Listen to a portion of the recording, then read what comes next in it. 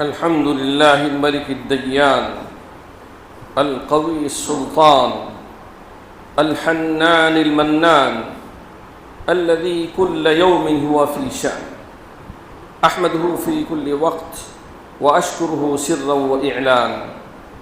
أشهد أن لا إله إلا الله وحده لا شريك له شهادة خالصة بالقلب واللسان، وأشهد أن سيدنا ونبينا ومولانا محمدًا عبده ورسوله الذي أرسله الله بالهدى والبيان.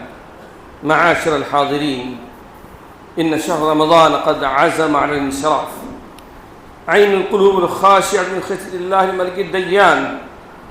كم سمعتم موعظة في القرآن، كل من عليها فان، وإن شهر رمضان قد دنا وقت رحيله وفراقه، وكم يبقى عندكم إلا كضيف طارق أو حبيب مفارق. ألا إن فراق الأحباب مر المذاق، فأين من كثر فيه العمل الصالح؟ فقد ربح الصائمون وخسر المبطلون.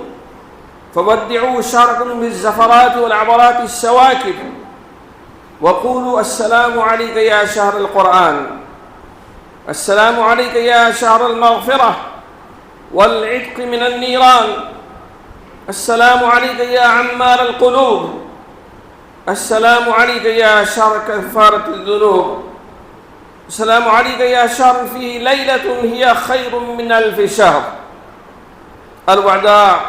الوداع يا شهر رمضان، عليك السلام، السلام عليك يا شهر ليالي الرحمة وغفران السيئات، السلام عليك يا شهر الخيرات والبركات، السلام عليك يا شهر الصدقات والزكاة والصيام والصلاة، السلام عليك يا شهر التراويح والتسابيح، السلام عليك يا شهر التهليل والتكبير، السلام عليك يا خير قابل استقبلنا، يا خير راح ومسافر عنا ودعناه.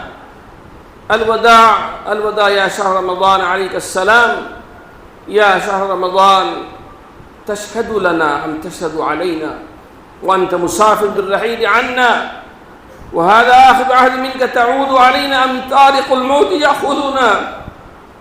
فيا غنيمة من كنت إليه بالبركات عائدا، ويا خيرة من كنت عليه بالزلات شاهدا.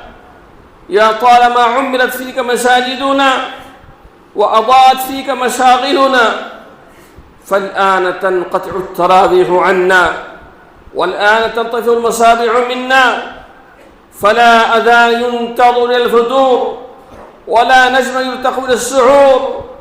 يا طالما خمصت فيك البطون وصيرت فيك العيون، إنا لله وإنا إليه راجعون. فما أوحش فراقك منا وما أطر بعادك عنا، إن يوم الفراق يوحش علينا.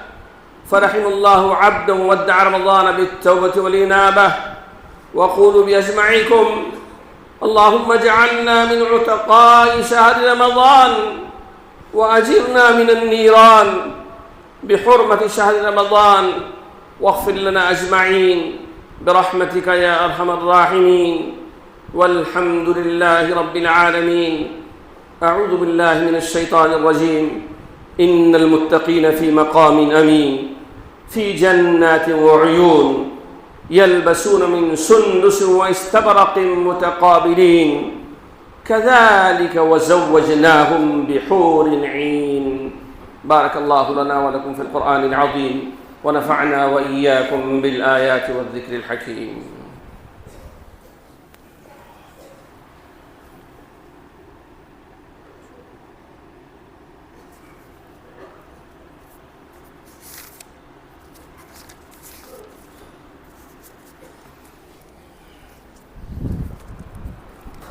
الحمد لله حمدا كثيرا كما أمر، وأشهد أن لا إله إلا الله وحده لا شريك له إرغاما لمن جحد به وكفر، وأشهد أن سيدنا ونبينا ومولانا محمد عبده ورسوله سيد الخلائق والبشر.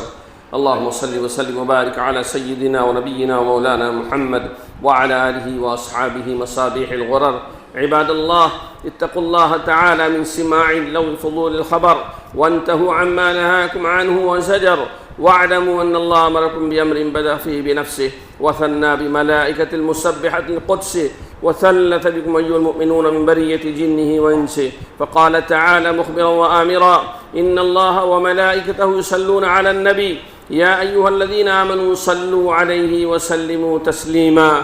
اللهم صل وسلم وبارك على سيدنا ونبينا ومولانا محمد إمام الحرمين وصاحب الهجرتين، وعلى آل محمد خصوصا منهم ذي الأصل العريق أمير المؤمنين سيدنا أبي بكر الصديق رضي الله تعالى عنه، وعلى الزاهد الأواب الناطق بالصواب أمير المؤمنين سيدنا أبي حفص عمر بن الخطاب رضي الله تعالى عنه، وعلى جامع القرآن أمير المؤمنين سيدنا عثمان بن عفان رضي الله تعالى عنه، وعلى أسد الله الغالب أمير المؤمنين سيدنا علي بن أبي طالب كرم الله وجهه، وعلى سائر الصحابة والتابعين رضوان الله تعالى عليهم أجمعين. اللهم أعز الإسلام والمسلمين واخذل الكفرة والمبتدعة والمشركين. اللهم انصر من نصر دين محمد صلى الله عليه وسلم، واخذل من خذل دين محمد صلى الله عليه وسلم. اللهم شتت شملهم ومزق جمعهم ودمر ديارهم وخالف بين كلمتهم وامحو آثارهم، وأنزل بهم بأسك الذي لا ترده عن القوم المجرمين.